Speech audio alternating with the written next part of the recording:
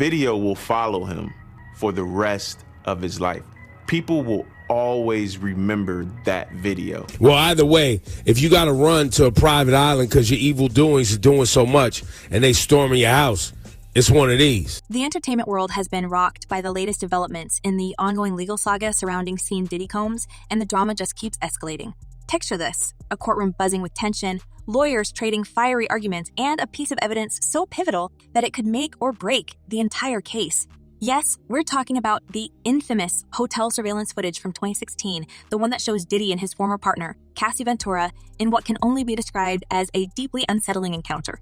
The video, which has already made headlines and stirred public outrage, is now at the center of a heated legal battle. But here's the kicker: Diddy's defense team is claiming that the original footage no longer exists. Let that sink in for a moment. Sean Diddy Combs is saying he's sorry 2 days after a video exclusively obtained by CNN shows him beating Cassie Ventura inside a hotel in 2016. And we do want to warn you. According to Diddy's lawyers, the original tape, which allegedly captures every second of that fateful hallway altercation, has been destroyed. This revelation has sent shockwaves through both the courtroom and the court of public opinion. The defense argues that without the original footage, there's no way to verify the authenticity of the video that was broadcast by a major news network earlier this year. They've gone so far as to accuse the network of tampering with the video, claiming it was edited in a way that distorts what really happened. In their words, the footage was sped up, timestamps were allegedly removed, and the sequence of events was altered to paint Diddy in the worst possible light. If true, this could be a game changer. But, of course, Cassie's team isn't buying it. They fired back, calling these claims a desperate attempt to discredit what they believe is ironclad evidence. Came here today just to tell the truth, so hopefully we can get down to the bottom of this. I'm 100%, the charges against me are 100% false, and hopefully due to time, we'll start to see that. Let's rewind for a second to the origins of this tape. The surveillance footage dated back to March 5, 2016, was reportedly captured at the now-closed Intercontinental Hotel in Los Angeles. In the video, Diddy is seen following Cassie down a hallway, a towel loosely wrapped around his waist. What happens next is chilling. He grabs her, drags her to the ground, and, according to the tape, appears to kick her as she lies motionless. The footage doesn't end there. It shows him returning moments later to shove her again before sitting down and throwing an object in her direction. The video is raw, disturbing, and has been described as gut-wrenching by those who've seen it. But with the original footage allegedly destroyed, the question now is whether what's left can even hold up in court. Civil lawsuit, Cassie said that she was the victim of abuse, assault, and Cassie's legal team, led by attorney Douglas Wigdor, has been quick to dismiss Diddy's claims, calling them nothing more than a disingenuous ploy to avoid accountability. Wigdor hasn't minced words, stating he's confident the footage accurately depicts what happened that night and will be admitted as evidence despite the defense's objections. He's also pointed out that Diddy's team didn't raise these concerns about the video until now, which he believes is a clear sign of desperation. After all, this is the same footage that prompted Diddy to release a public apology earlier this year, where he admitted his behavior was inexcusable and vowed to be a better man. So why the sudden shift in narrative, according to Wigdor? It's because the video is damning, and Diddy's team knows it. We are not done. This investigation is ongoing, and I encourage anyone with information about this case to come forward and to do it quickly. The stakes couldn't be higher. For Cassie, this video represents more than just evidence in a legal battle. It's a window into years of what she claims was a toxic and abusive relationship. For Diddy, the tape has become a symbol of the mounting allegations against him, allegations that have already led to a slew of lawsuits and tarnished his once golden reputation.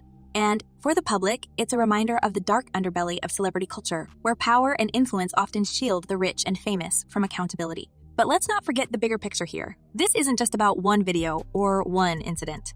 It's about a pattern of behavior that Cassie and others have alleged over the years.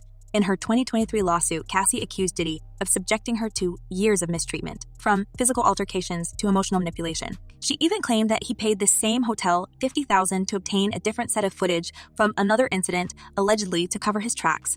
These claims paint a picture of a man who used his wealth and influence to control and intimidate those around him. Whether or not the destroyed footage is enough to derail Cassie's case remains to be seen, but one thing is clear: this story is far from over. A U.S. judge has ruled that the rapper and producer Sean Diddy Combs will stand trial on federal sex trafficking and racketeering charges in May. He'll be held in prison until then. Sean Combs has pleaded not guilty to charges that he used his business empire to transport women and male sex workers across state lines to take part in recorded sexual performances.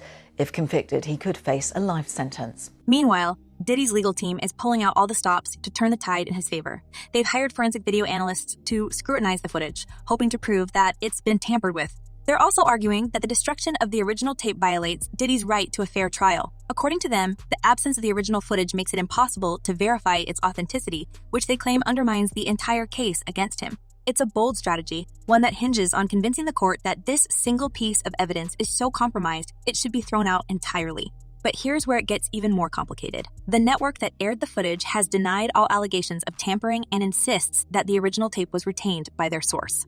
They've publicly stated that they never altered the video and that any claims to the contrary are baseless. This sets up a classic he said, she said scenario with both sides digging in their heels and refusing to back down. And while the court will ultimately decide the fate of this evidence, the battle over its validity has already taken on a life of its own, dominating headlines and fueling endless speculation. Understand that he has a shrink coming by his cell to see him several times a day.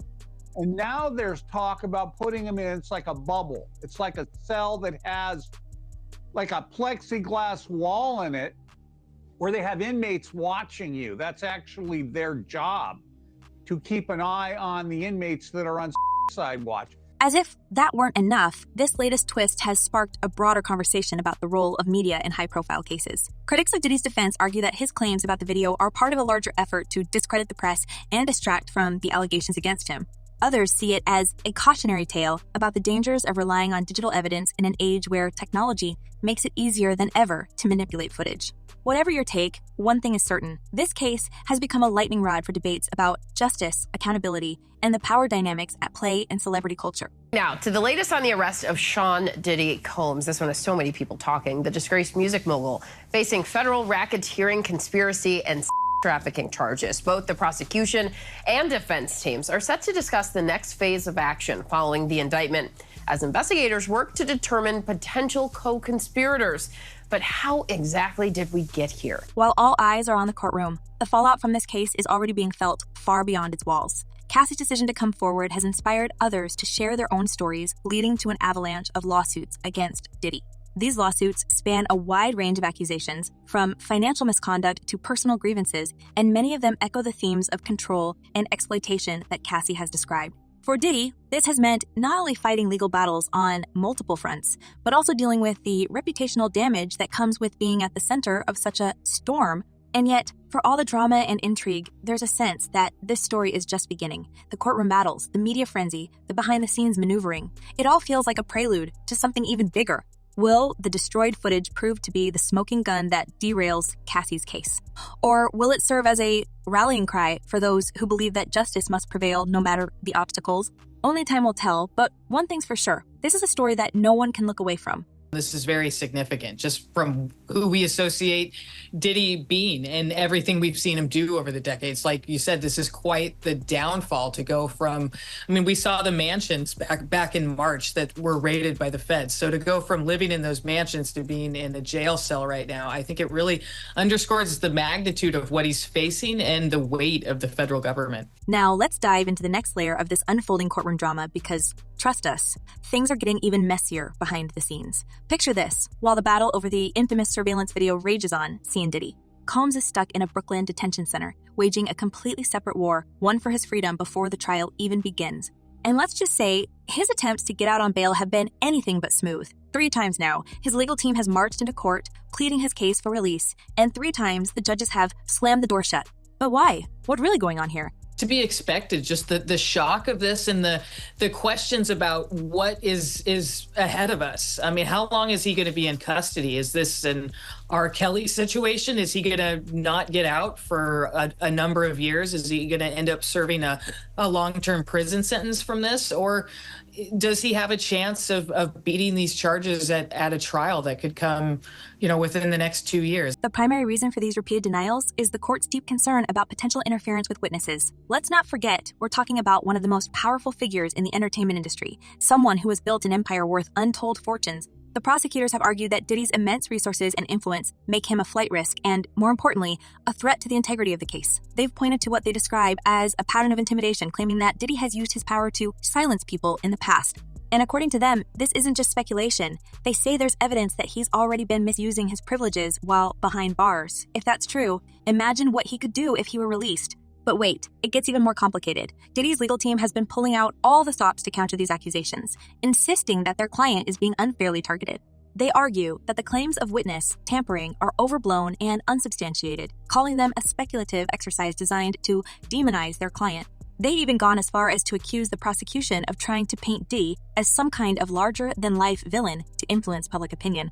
According to his lawyers, Diddy just wants the chance to properly prepare for his upcoming trial, something they say is nearly impossible to do from the confines of a detention center. Defendants, but there's also strategic reasons for the prosecutors to want him to have co-defendants, because right now he hasn't waived his right to a speedy trial, which would force prosecutors to take him to trial pretty quick, which they actually might not be ready to do. But if they supersede him and have co-defendants with him, it makes it a lot easier to pursue a trial continuance without him waiving his speedy trial right. But Diddy's legal team isn't just battling the courts. They're also waging a war in the court of public opinion. Behind closed doors, insiders say his team has been actively working to shape the narrative, using everything from social media campaigns to strategic leaks to sway public sentiment. This isn't just about defending their client. It's about rebuilding a legacy that's been all but dismantled in the eyes of fans and industry peers. Rumors have even surfaced that certain celebrity friends and former collaborators have been quietly approached to speak out in Diddy's defense. Whether they'll actually do it, given the weight of public backlash, remains to be seen. As you all know, I made a request today for what we were calling a gag order, and I'm not going to walk out of court and do anything other than live up to that. At the same time, the prosecution isn't backing down. In fact, they've been doubling down on their own efforts to keep Diddy behind bars, citing new claims that he's been attempting to influence witnesses, even from his detention cell. According to court filings, there's evidence suggesting that Diddy has been using coded messages in his written communications to reach out to individuals connected to the case. While his lawyers have dismissed these allegations as pure fiction, the prosecution insists that this behavior is part of a larger pattern of intimidation. If proven, it could spell even more trouble for Diddy, as it adds yet another layer of concern about his ability to play by the rules if released. And then there's the issue of Diddy's financial muscle, which has only added to the court's reluctance to grant bail. Legal experts have pointed out that his wealth gives him access to resources most defendants could only dream of, from private jets to international properties that could potentially serve as safe havens. Prosecutors have argued that these assets make him an exceptional flight risk, especially given the severity of the charges he's facing. Diddy's lawyers, on the other hand, have tried to use his financial status to their advantage, emphasizing the extensive measures their client is willing to take at his own expense to ensure he complies with any conditions the court imposes. So far, the judges haven't been convinced, but the debate over his wealth and its implications continues to loom large over these proceedings. Yeah, that's trying a criminal case in the modern times. A lot of evidence is on electronic devices, cell phone, tablets, computers, things of that nature. And the devices, especially if you have like external hard drives, 90-something terabytes of data on a single device makes me think some type of hard drive. That takes weeks to go through just for one device on its own. And here's where things take a wild turn. In one of the more recent hearings, Diddy's team offered an eye-popping bail package to try and sway the judge. They proposed home confinement, 24-hour electronic monitoring, and even a staggering financial bond, $50 million to be exact. That's right, $50 million. Talk about putting your money where your mouth is. But even that wasn't enough to convince the court. Why? Because the judge wasn't just worried about what Diddy might do if he got out. He was also concerned about what's already happened while he's been locked up.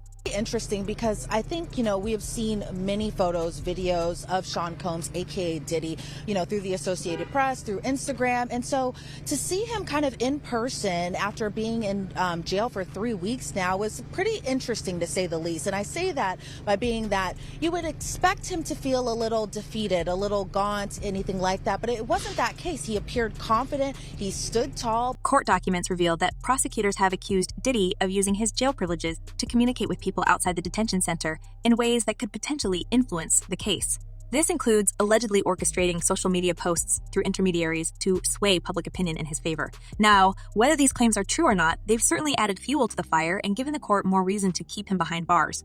And let's be real, it's not a good look for someone trying to prove they can be trusted on the outside. But the drama doesn't stop there. While Diddy's team is fighting to get him out on bail, they're also dealing with some serious internal turbulence. Just a few months ago, one of his top lawyers abruptly quit, leaving the defense team scrambling to reorganize. The lawyer, Anthony Ricco, filed a formal request to withdraw from the case, citing what he called irreconcilable differences and some vague references to professional ethics. He didn't go into detail, but insiders have hinted that there's been a lot of tension within the team, with conflicting strategies and egos clashing behind the scenes. It's the kind of chaos that could derail even the most airtight defense. I'm not going to talk about anything that I haven't said in court or in the papers. These are all great questions, but I'm just not going to get into it. So, can you speak about your concerns about the leak and the video?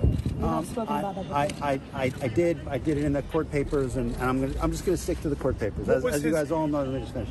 As you all know, I made a request today for what we were calling a gag order, and I'm not going to walk out of court and do anything other than live up to that. And here's the thing. Losing a key player like Rico so close to the trial date is no small setback. It's forced Diddy's remaining lawyers to pick up the slack and, frankly, put on an even bigger show of confidence. They've been doubling down on their claims of innocence, accusing the prosecution of everything from leaking damaging information to the media to using racist laws to target their client. That's right. They've even played the race card, arguing that Diddy is being unfairly singled out because of his status as a prominent black man in a country with a history of systemic bias. It's a bold move, and one that sparked plenty of debate outside the courtroom. Of course, all of this legal maneuvering is happening against the backdrop of the larger claims against Diddy, which go far beyond the now infamous video. We're talking about a mountain of lawsuits and allegations, each one painting a more disturbing picture than the last. From accusations of physical altercations to claims of psychological manipulation, the stories coming out are enough to make anyone's head spin. And while Diddy's team has denied every single one of them, calling the lawsuits baseless and an attempt to extort money, the sheer volume of complaints is hard to ignore. It could be a disagreement regarding defense strategy. It could be a conflict. It could be a health issue. It really could be anything. And the paperwork doesn't identify it, nor should it. And the fact that Mark Agnifilo is still on the case and the other counsel of record leads me to believe that the judge is going to rubber stamp this motion and grant it. Take, for example, the lawsuit filed earlier this year by a former producer who worked with Diddy. This man claims he was subjected to an environment so toxic it sounds like something out of a nightmare. He alleges that he was forced to perform tasks that went far beyond his job description, including procuring people for private gatherings and dealing with substances he didn't want to touch. He even claims that Diddy once grabbed him inappropriately, an accusation that Diddy's lawyers have flat out denied. But whether or not these claims hold water, they add yet another layer of complexity to an already tangled web of legal troubles. And let's not forget the broader implications of this case. For years, Diddy was one of the most celebrated figures in the music and entertainment industry, a man who built an empire and became a symbol of success and ambition. But now, that image has been shattered, replaced by a narrative that's as dark as it is shocking. The question is, can he ever rebuild his reputation? And more importantly, should he? These are questions that go beyond the courtroom, touching on issues of accountability, power, and the responsibility that comes with being a public figure. There's other lawyers on the case. Obviously, a lot of the victims are female. They're going to want female lawyers on the defense team, especially during some of the aggressive cross-examination. That tends to be the conventional wisdom when you're dealing with victims who are alleged victims of sexual assault or abuse. And then it could be a conflict with one of the victims themselves. Maybe maybe Rico consulted with them or even represented them. For now, all eyes are on the next steps in this case. Will Diddy's legal team manage to regain their footing and mount a credible defense? Or will the cracks within their strategy continue to widen, leaving their client in an even more precarious position? And what about the prosecutors? Will they be able to connect all the dots and present a case compelling enough to overcome the doubts raised by the defense? One thing's for sure, this is a legal battle like no other, and the stakes couldn't be higher. As the clock ticks down to the trial date, the tension is palpable. Every new development, every leaked document, every courtroom exchange adds another layer to this already convoluted story. And while it's impossible to predict how it will all end, one thing is certain, the world will be watching. Whether you're rooting for justice, redemption, or just a front row seat to the drama, this is one story that's far from over. So buckle up because the ride is only going to get higher from here. I think it has to be the defense, the consent, because look, sometimes you can argue that this activity never happened, right? You know, it wasn't me, defense. But this is not your typical sexual assault case. There are a lot of people there, right? There are people that are arranging sex workers. There are people that are setting up lights and cameras, booking hotel rooms. Obviously, Diddy has a large entourage. So, as the legal saga surrounding Scene Diddy Combs continues to unfold, the questions surrounding the authenticity of the surveillance footage and the motives behind its alleged destruction remain at the forefront. Do you believe the original footage was intentionally destroyed to sway the case, or is this merely a desperate attempt by Diddy's defense to discredit the evidence? Furthermore, how do you think this high-profile case will impact the broader conversation about accountability and power dynamics in celebrity culture? Share your thoughts in the comments below, and let's keep the discussion going. Until next time, stay tuned for more updates on this riveting story.